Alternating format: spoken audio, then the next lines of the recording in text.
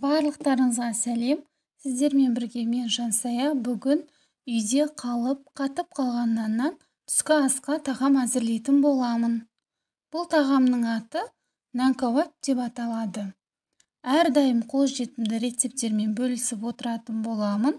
Сіздерге пайдалы болып жатса, менің каналыма тіркеліп, қоңыраушаны басып қойыңыздар.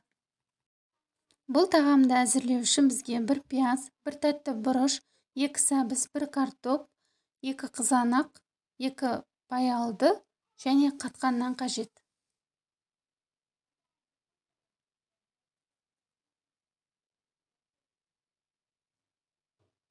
Барлығын осылай 4 бұрыштап турап аламыз. Ең алдымен сұйық май құямыз. Майымыз қызғаннан кейін пияз саламыз.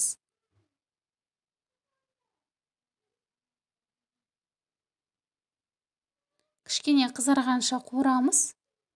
Содан кейін тәтті бұрышымызды саламыз.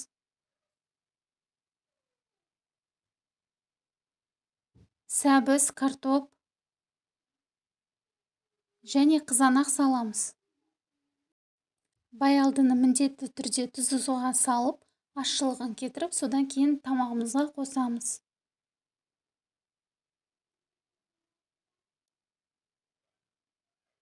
Томат қосамыз. Араластырып, үстіне су құямыз.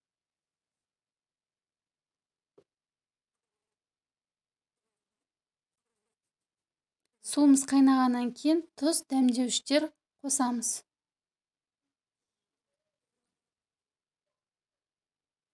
Бетін жауып 10 минут пісіреміз.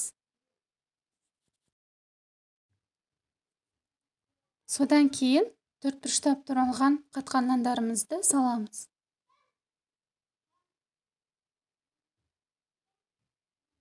Бетін жауып 5-10 минут бұқтырып қоямыз.